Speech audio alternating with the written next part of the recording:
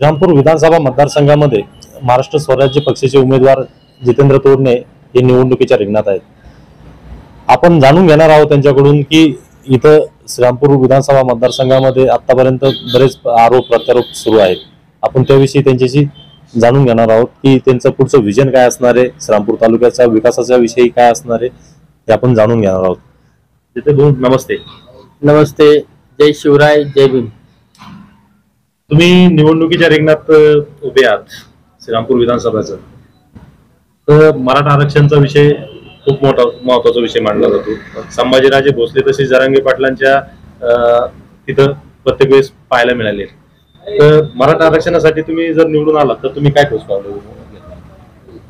सर्वप्रथम छत्रपती संभाजी महाराज हे आमच्या उमेदवारीसाठी प्रचाराच्या प्रित्यार्थ इथं आले होते आणि त्यांनी आल्यानंतर पहिलं जे काम आहे मला सांगितलेलं की, आणि श्रीरामपूर जनतेला पण त्यांनी सांगितलं की तुम्ही जर आमचा हा उमेदवार विधानसभेवर पाठवला तर सर्वात महत्त्वाचा आणि सर्वात मोठा जो प्रश्न आहे आत्ता महाराष्ट्रासाठी की मराठा आरक्षणावर बोलणारा पहिला जो आमदार राहील तो महाराष्ट्र स्वराज्य पक्षाचा राहील।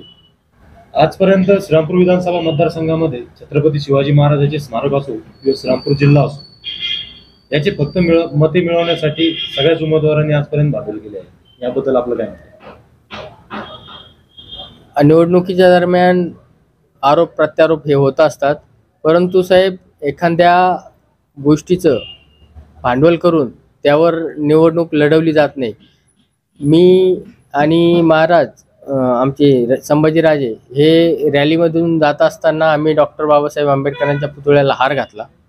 सर्वप्रथम बेलापूरमध्ये शिवाजी महाराजांच्या पुतळ्याला हार घालून आम्ही रॅलीची सुरुवात केली आणि श्रीरामपूरमध्ये आल्यावर डॉक्टर बाबासाहेब आंबेडकरांच्या पुतळ्यास हार घातल्यानंतर महाराज मला म्हटले की श्रीरामपूर हा तुमचा तालुका आहे आणि या शहरात शिवाजी महाराजांचा पुतळा कुठे आहे, मला घेऊन चला तिथं हार घालण्यासाठी। त्यांना मी सांगितल्यानंतर की शिवाजी महाराजांचा पुतळा श्रीरामपूर शहरामध्ये नाही आहे, कारण की जवळपास हा पुतळा तयार होऊन 3 वर्ष झालेली आहे आणि तो पुतळा एक बंदिस्त खोलीत ठेवलेला गेलेला आहे। म्हणजे आपल्या महाराष्ट्राचं आराध्य दैवत हे बंदिस्त खोलीत ठेवलं गेलेलं आहे असं महाराजांनी सांगितलं। त्यामुळं महाराजांना मी सांगितलं, त्यामुळं महाराजांनी या गोष्टीची खंत व्यक्त केली आणि मला सांगितलं की ज्यावेळेस तुम्ही ही विधानसभा निवडून विधानसभेत गेल्यानंतर हा सगळ्यात महत्त्वाचा प्रश्न आहे शिवाजी महाराजांच्या स्मारकाचा, हा प्रश्न तुम्ही पहिल्या विधानसभेच्या अधिवेशनात मांडणार आहात। श्रीरामपूर मतदारसंघामध्ये आपल्या समोर महाविकास आघाडीचे हेमंत दोगले तसेच महायुतीचे विद्यमान आमदार लहू कानडे यांच्यासारखे मातब्बर उमेदवार आपल्या समोर उभे आहेत। हे आव्हान तुम्हाला कसे कळणार?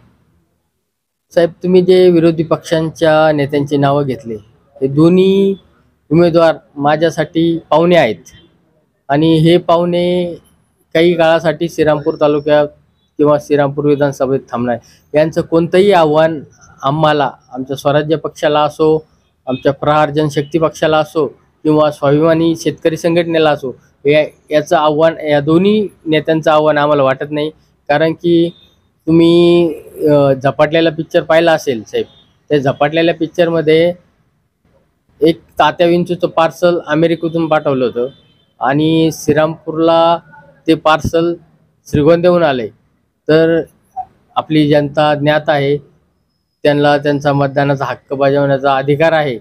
ही जनता येत्या 20 तारखेला मतदान करून 23 तारखेला ते पार्सल श्रीगोंद्याला पाठवून देणार आहे साहेब। आणि दुसरी गोष्ट, जे विद्यमान आमदार होते यांनी एवढी विकास कामं केली, जवळपास 1200 कोटीची कामं केली त्यांनी, पण मला वाटत नाही श्रीरामपूर सिटी असो किंवा श्रीरामपूर तालुक्यातील रस्ते असो हे 1200 कोटीत काही कव्हर झालेलं दिसत नाही। त्यांनी एकच 147 का 162 कोटीचा जो बाबळेश्वर नेवासा रस्ता केला, तो एका पावसात वाहून गेला। तुम्ही आता जाऊन कधी पण बघा, त्याला मोठमोठाले खड्डे पडलेले। दुसरा रस्ता त्यांनी केला आपलं श्रीरामपूर सिटीमधून तर बेलापूरपर्यंत. तर माझ्याकडे फुटेज आहे साहेब. ह्या रस्त्याला 3 वेळेस डांबर फासले, तेव्हा हा रस्ता थोडासा तुम्हाला क्लिअर दिसतो. या रस्त्याशिवाय त्यांनी कोणतेही विकास कामे केले नाही. जनतेसोबत ते राहिलेले नाही. जनतेसंग एक रूढ आवाजात ते प्रत्येक वेळेस बोललेले. एक प्रशासकीय अधिकारी जसा वागतो तसे आमदार त्यांच्यासोबत वागलेले. तर ही जनता ज्ञात आहे, जनता सुज्ञान आहे. त्यांना ते घरी बसवल्याशिवाय राहणार नाही. आणि जनता येत्या 20 तारखेला दाखवून देणार आहे की सामान्य कुटुंबातील एक तरुण भूमिपुत्र याच्यासोबत राहून ही जनता आपल्या श्रीरामपूर विधानसभेत एक नवीन धोरणात्मक युवकाला साथ देणार आहे आणि आम्हाला भरघोस मतांनी निवडून देणार आहे. आता आपण कुठले विकास कामे घेऊन जनतेसमोर जाणार आहात? कारण की विकासाचं धोरण श्रीरामपूर जिल्हा असो, पाटपाणी असो, शेतीचे विषय असो, असे खूप प्रश्न श्रीरामपूर जिल्ह्यातील जनतेला भेडसावत आहेत. साहेब, गेली 15 ते 20 वर्षापासून आपला एकच विषय राहिलेला आहे की श्रीरामपूर जिल्हा झाला पाहिजे. कारण की अहिल्यानगर जिल्हा हा भौगोलिकदृष्ट्या सगळ्यात मोठा जिल्हा आहे आणि उत्तरेकडील जे आपले काही तालुके आहेत या तालुक्यांना मिळून एक जिल्हा तयार करायचा हा प्रत्येक वर्षी प्रस्ताव तयार होतो आणि तो प्रस्ताव धूळ खात पडतो. परंतु आम्ही जर सत्तेवर आलो किंवा जर जनतेने मला विधानसभेत पाठवलं तर या प्रश्नाचा श्रीरामपूर जिल्हा करण्याचा आमचा पहिला प्रयत्न राहणार आहे. आणि विधानसभेत हा प्रश्न आवाज उठवून आम्ही श्रीरामपूर जिल्हा झाल्याशिवाय हटणार नाही, मागं त्याचा पाठपुरावा केल्याशिवाय राहणार नाही. आत्ताच आपण महाराष्ट्र स्वराज्य पक्षाचे उमेदवार जितेंद्र तोरणे यांच्याशी संपर्क साधला. त्यांनी शेतीचा विषय असो, श्रीरामपूर जिल्ह्याचा विषय असो, छत्रपती शिवाजी महाराजांचं स्मारक असो, अशा बऱ्याच गोष्टींना इथं मी निवडून आल्यानंतर करणार असे आव्हान केलेले आहेत. आणि तसेच श्रीगोंद्याचं पार्सल श्रीगोंद्याला पाठवणार असंही त्यांनी हेमंत ओगले यांना एक टोला लगावलेला आहे. मी स्टार वन महाराष्ट्र न्यूजसाठी प्रतिनिधी रवींद्र असणे, श्रीरामपूर.